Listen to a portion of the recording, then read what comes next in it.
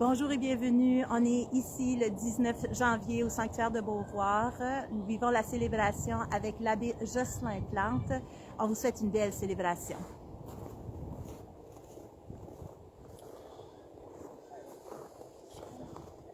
Alors bonjour à vous tous et tous les braves.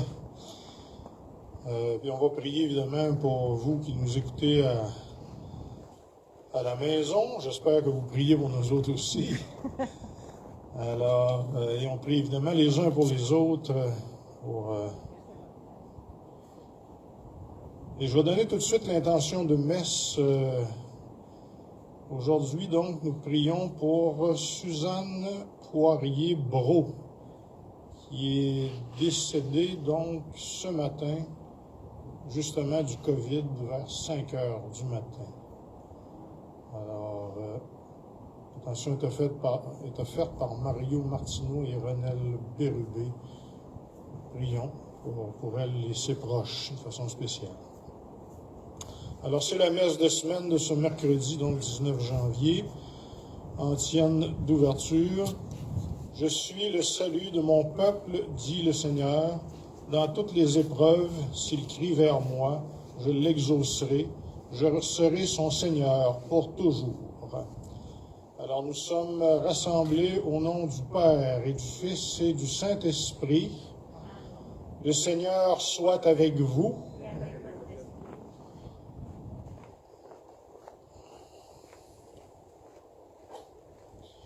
Alors, demandons au Seigneur de nous faire miséricorde au début de notre célébration pour nous, nos familles, toute l'humanité. Seigneur, prends pitié.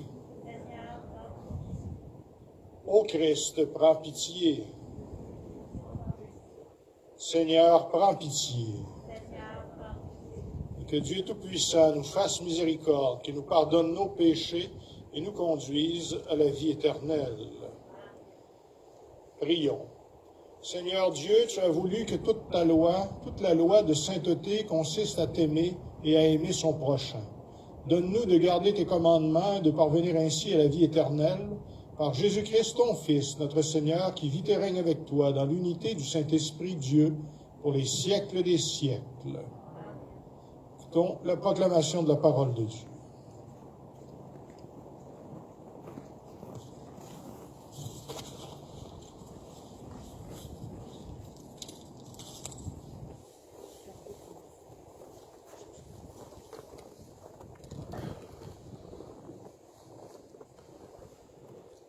Lecture du premier livre de Samuel. En ces jours-là, le Philistin Goliath venait tous les jours défier l'armée d'Israël. David dit à Saül, « Que personne ne perde courage à cause de ce Philistin. Moi, ton serviteur, j'irai me battre avec lui. » Saül répondit à David, « Tu ne peux pas marcher contre ce Philistin pour lutter avec lui, car tu n'es qu'un enfant, et lui, c'est un homme de guerre depuis sa jeunesse. » David insista. « Le Seigneur, qui m'a délivré des griffes du lion et de l'ours, me délivrera des mains de ce Philistin. » Alors Saül lui dit, « Va, et que le Seigneur soit avec toi. » David prit en main son bâton, il se choisit dans le torrent 5 cailloux bien lisses et les mit dans son sac de berger. Dans une poche, puis la fronde à la main, il s'avança vers le Philistin. Le Philistin se mit en marche et, précédé de son porte-bouclier, il approcha de David. Lorsqu'il le vit, il le regarda avec mépris, car c'était un jeune garçon. Il était roux et de belle apparence. Le Philistin lui dit, « Suis-je donc un chien pour que tu viennes contre moi avec un bâton? » Puis il le maudit en invoquant ses dieux. Il dit à David, « Viens vers moi, que je te donne en pâture aux oiseaux du ciel et aux bêtes sauvages. » David lui répondit, « Tu viens contre moi avec épée, lance et javelot, mais moi, je viens contre toi avec le nom du Seigneur des armées, le Dieu des troupes d'Israël que tu as défié. Aujourd'hui, le Seigneur va te livrer entre ses mains. Je vais t'abattre, te trancher la tête, donner aujourd'hui même les cadavres de l'armée philistine aux oiseaux du ciel et aux bêtes de la terre. Toute la terre saura qu'il y a un Dieu pour Israël, et tous ces gens rassemblés sauront que le Seigneur ne donne la victoire ni par l'épée, ni par la lance, mais que le Seigneur est maître du combat, et qu'il vous livre entre nos mains. Goliath s'était dressé, s'était mis en marche et s'approchait à la rencontre de David. Celui-ci s'élança et courut vers les lignes des ennemis à la rencontre du Philistin. Il plongea la main dans son sac et en retira un caillou qu'il lança avec sa fronde. Il atteignit le Philistin au front, le caillou s'y enfonça et Goliath tomba face contre terre. Ainsi, David triompha du Philistin avec une fronde et un caillou. Quand il frappa le Philistin et le mit à mort, il n'avait pas d'épée à la main. Mais David courut, arrivé près du Philistin, et lui prit son épée qu'il tira du fourreau et le tua en lui coupant la tête. Quand les Philistins virent que leur héros était mort, ils prirent la fuite. Parole du Seigneur. Nous rendons grâce à Dieu. Béni soit le Seigneur, mon rocher. Béni soit le Seigneur, mon rocher. Il exerce mes mains pour le combat. Il m'entraîne à la bataille. Béni soit le Seigneur, mon rocher. Il est mon allié, ma forteresse, ma citadelle, celui qui me libère. Il est le bouclier qui m'abrite. Il me donne pouvoir sur mon peuple. Béni soit le Seigneur, mon rocher. Pour toi, je chanterai un chant nouveau. Pour toi, je jouerai sur la harpe à 10 cordes. Pour toi qui donne au roi la victoire et sauve de l'épée meurtrière David, ton serviteur. Béni soit le Seigneur, mon rocher. Alléluia, Alléluia.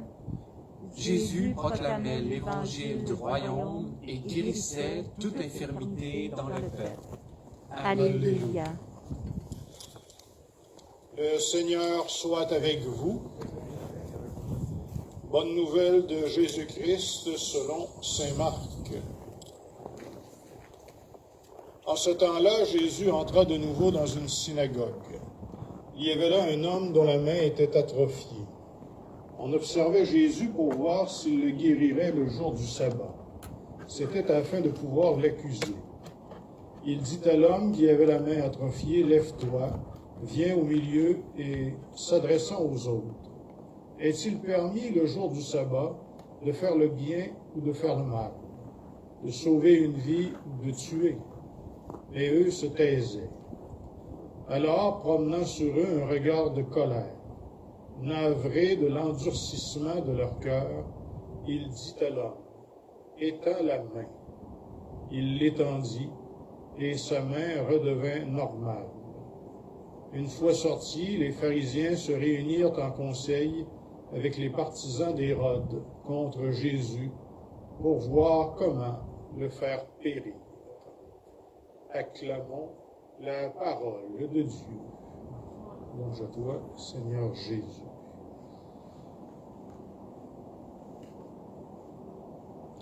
Vous avez le droit de vous asseoir. Je comprends si vous ne vous asseyez pas. C'est peut-être plus froid assis que debout. Vous avez le droit de danser aussi, si vous voulez. Alors, David, vous savez qu'il a dansé autour de l'autel. Mais là, on ne le fera pas. Donc, justement, il est question du roi David. En fait, il n'est pas encore roi à ce moment-là. Il a reçu l'onction, comme on a vu cette semaine, si vous avez lu les lectures continues dans le prion. Il a reçu l'onction déjà, alors qu'il était petit garçon, le dernier de la famille. Le prophète Samuel lui a donné l'onction. Mais le roi, ça reste que c'est Saül, d'ailleurs, qui est là Alors, c'est encore un jeune homme, là. On peut penser que c'est un adolescent à cette époque-là. Et il veut aller combattre Goliath. Goliath, même pour les gens qui ne connaissent pas la Bible, c'est probablement un des personnages les plus connus. Hein. On a tous l'expression c'est David contre Goliath. Hein. On l'entend souvent aux nouvelles, celle-là. Surtout quand il est question de en cours, entre autres, de petites jeunes qui s'en prennent à des grosses compagnies là, pour essayer de se défendre. Là. C'est David contre Goliath. Sauf que quand on dit cette expression-là, d'habitude, on fait référence que c'est Goliath qui va gagner. Alors qu'ici, c'est pas ce qui se passe. Hein. Pourquoi? Parce que David, il compte pas sur lui. Hein. Il n'est pas rempli d'orgueil comme Goliath et de ses propres forces et de ses qualités. Là, hein. C'est Goliath, comme m'a dit Saül, c'est un homme qui s'entraîne depuis sa jeunesse hein, à être un homme de guerre. Alors, il méprise David. Et David, lui, il compte uniquement sur Dieu. Il fait confiance en Dieu. On sait d'abord, évidemment, une leçon hein, pour nous autres, parce que dans la parole de Dieu, évidemment, toute chose est là pour nous enseigner, à apprendre, nous autres, à ne pas compter d'abord sur nos propres forces. C'est sûr que le Seigneur nous a donné, à nous autres aussi, hein, des qualités, des forces, que ce soit physiques ou peu importe, intellectuelles, artistiques. Il nous a donné toutes sortes de charismes, de qualités. Et si on compte uniquement là-dessus, ben, on ne se sauvera pas. On ne se sauve pas par nous autres-mêmes. C'est Dieu hein, qui est notre sauveur. Et quand on est désespéré, hein, souvent, ce qui arrive, c'est qu'on a fait le tour de tout ce qui existe, là, puis finalement, là, on se tourne résolument vers Dieu, puis on dit, là, Seigneur, j'ai tout essayé, j'en peux plus, viens à mon aide. Et le Seigneur, dans ce temps-là, il est capable d'agir beaucoup plus. Pourquoi? Justement parce que on ne s'appuie pas hein, sur nos propres forces. Mais ça demande, c'est d'une certaine manière, c'est humiliant. Ça demande, ça nous mène, c'est un chemin d'humilité hein, pour nous autres. Alors, demandons donc au Seigneur d'avoir cette grâce, justement, de plus en plus de l'humilité, de pouvoir mettre notre confiance d'abord en lui. Ça ne veut pas dire de ne pas avoir évidemment confiance en nous, mais que notre confiance soit d'abord, repose d'abord sur sa force à lui et sur sa grâce. Amen. Et aujourd'hui, on est déjà dans la semaine de prière pour l'unité des chrétiens. Alors, on va porter spécialement à travers la prière eucharistique cette intention-là aussi, que orthodoxes, catholiques, anglicans et protestants, que par la grâce de l'Esprit Saint, on finisse par faire véritablement, parce que ça, c'est vraiment une grâce de Dieu qui est impossible à l'humain. Ça en est un bel exemple. Ça, c'est David contre Goliath. Dans l'unité, on est vraiment David, et on a besoin de la grâce de Dieu pour que ça se fasse, cette unité qu'il désire, et pour laquelle Jésus a prié. Et si vous n'êtes pas capable de prier, bien, offrez vos engelures pour ça. Ça va amplement compenser.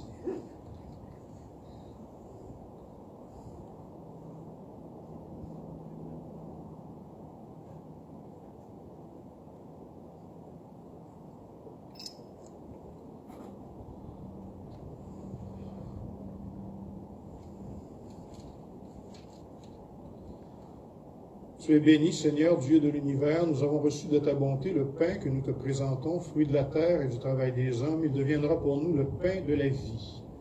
Béni soit Dieu, maintenant et toujours.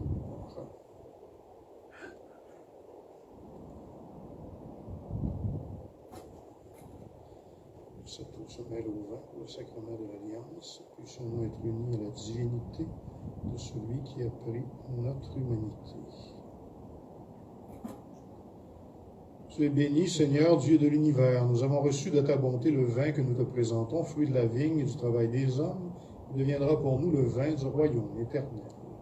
Béni soit Dieu, maintenant et toujours.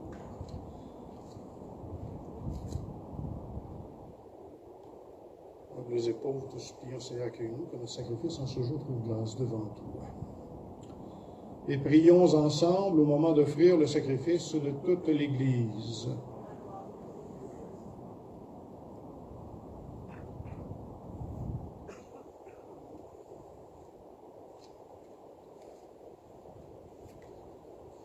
Reçois favorablement, nous t'en prions, Seigneur, les dons présentés par ton peuple, que tous obtiennent par tes sacrements ce qu'ils proclament dans la ferveur de la foi par le Christ notre Seigneur. Le Seigneur soit avec vous. Élevons notre cœur. Rendons grâce au Seigneur notre Dieu. Je vais prendre la prière suggérée pour la semaine de l'unité des chrétiens, celle pour la réconciliation.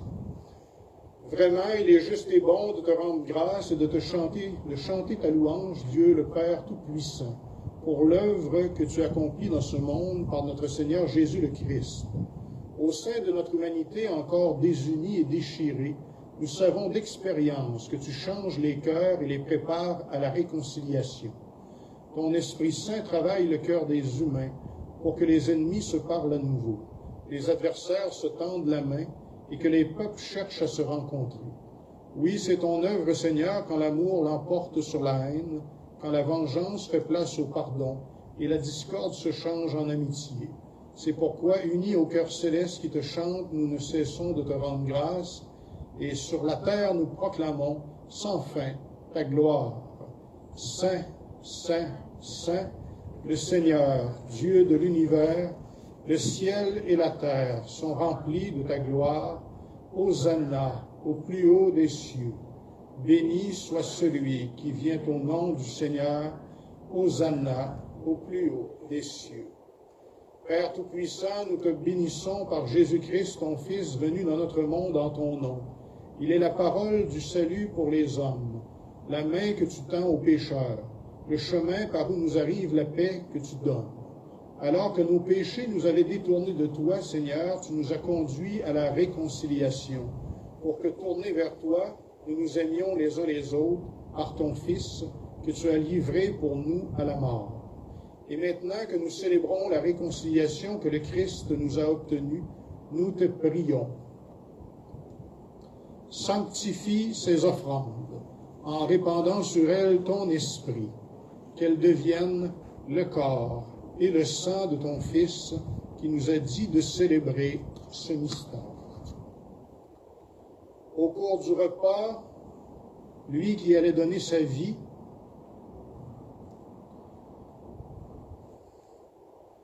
pour notre libération, il prit le pain dans ses mains et te rendant grâce, il dit la bénédiction. Il rompit le pain et le donna aux disciples en disant, « Prenez et mangez-en tous, ceci est mon corps livré pour vous. »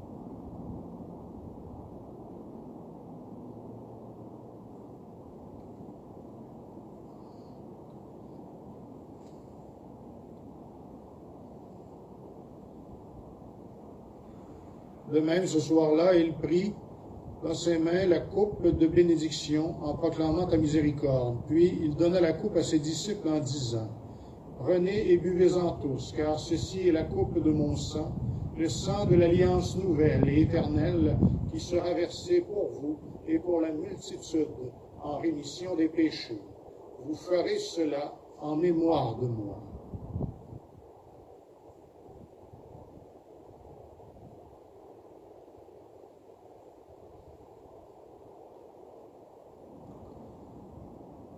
Il est grand, le mystère de la foi.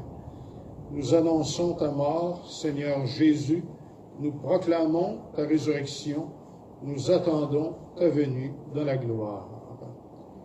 En faisant ainsi mémoire de la mort et de la résurrection de ton Fils, qui nous a laissé un tel gage de son amour, nous te présentons cette offrande qui vient de toi, le sacrifice de la parfaite réconciliation. Père très saint, nous t'en supplions, accueille-nous avec ton Fils, et dans ce repas qui nous sauve, accorde-nous son esprit, qu'il fasse disparaître les causes de nos divisions, que ce même esprit fasse de ton Église le signe visible de l'unité entre les hommes et l'instrument de ta paix. Qu'il nous garde en communion avec notre pape François et notre évêque, Monseigneur Luxire, avec l'ensemble des évêques et ton peuple tout entier. Et comme tu nous as réunis maintenant à la table de ton Fils, rassemble-nous un jour auprès de la glorieuse Vierge Marie, Mère de Dieu et notre Mère, avec Saint Joseph, son époux, avec tes bienheureux apôtres et tous les saints et saintes, avec nos frères et sœurs, avec les hommes et les femmes de toute origine et de toute langue qui sont morts dans ton amitié. Ce jour-là, rassemble-nous au banquet de l'unité, à jamais accompli dans les cieux nouveaux et la terre nouvelle, où resplendit en plénitude la paix qui vient de toi, dans le Christ Jésus, notre Seigneur. Par lui, avec lui et en lui, à toi, Dieu le Père Tout-Puissant, dans l'unité du Saint-Esprit, tout honneur et toute gloire pour les siècles des siècles.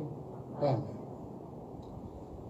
Unis dans l'Esprit Saint qui nous habite, redisons avec confiance la prière que nous avons reçue de Jésus.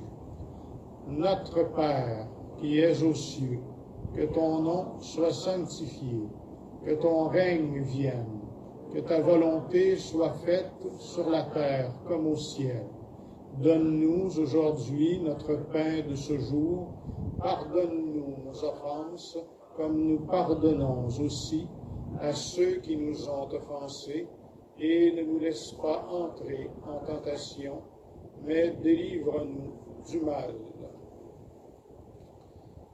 Délivre-nous de tout mal, Seigneur, et donne la paix à notre temps.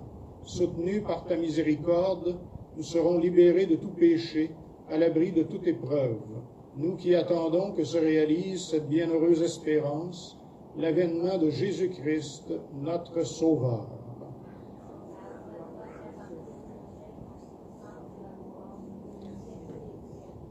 Seigneur Jésus-Christ, tu as dit à tes apôtres, je vous laisse la paix, je vous donne ma paix. Ne regarde pas nos péchés, mais la foi de ton Église. Pour que ta volonté s'accomplisse, donne-lui toujours cette paix et conduis-la vers l'unité parfaite, toi qui vis et règnes pour les siècles des siècles. Amen. Et que la paix du Seigneur Jésus soit toujours avec vous. Alors, à distance, on peut se souhaiter, à moins d'être dans la même bulle, la paix de Jésus.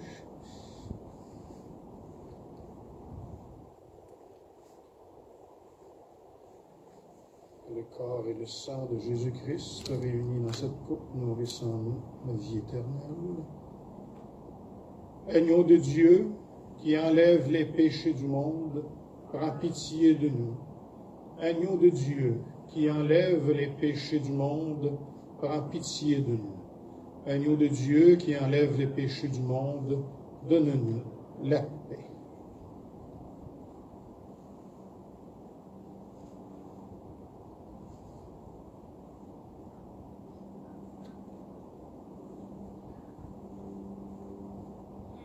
Voici Jésus, l'agneau de Dieu, voici celui qui enlève les péchés du monde. Heureux, heureuses les invités au repas des noces de l'agneau. Seigneur, je ne suis pas digne de te recevoir, mais dis seulement une parole, et je serai guéri. Que le corps et le sang du Christ nous gardent pour la vie éternelle.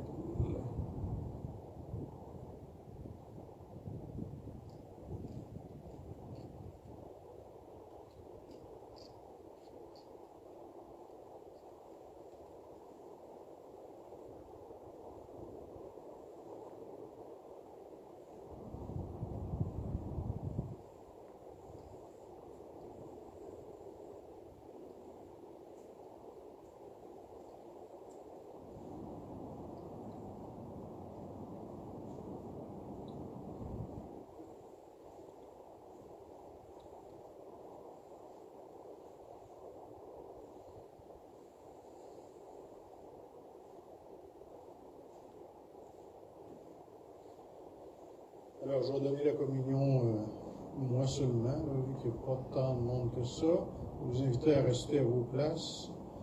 Et puis, ne pas vous déplacer. On va répondre à Amen une seule fois au début. Après ça, vous ne répondez pas quand vous recevez la communion.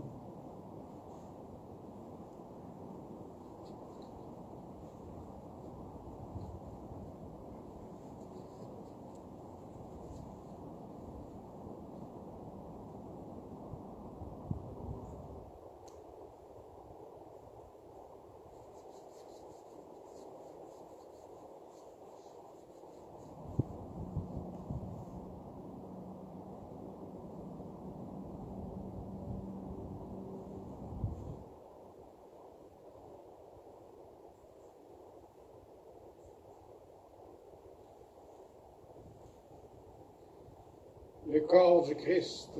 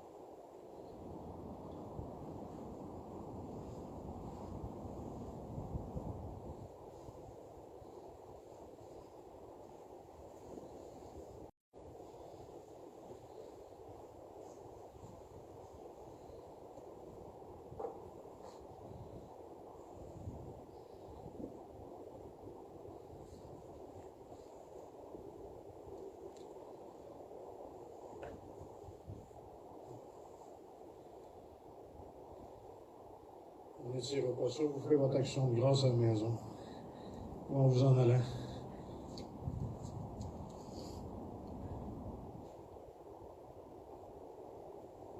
Antienne de la communion. Toi, tu promulgues des préceptes à observer entièrement. Puissent mes voix se fermir à observer tes commandements.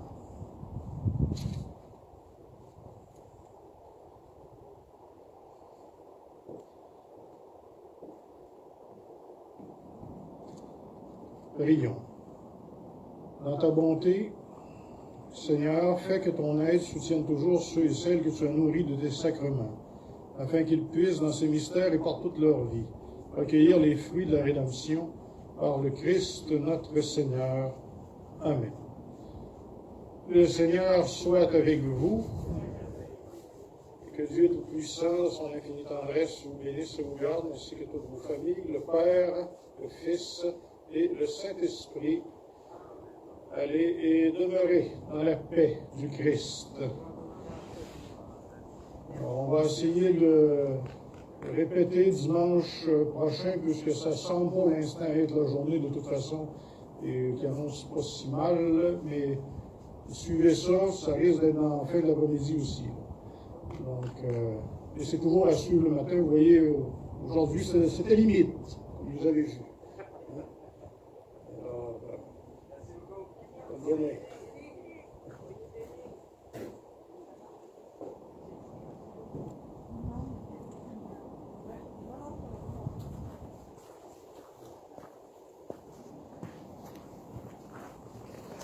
Merci à vous d'être là avec nous. On se revoit demain à 11h pour la messe avec le Père, l'abbé Jocelyn. Salut!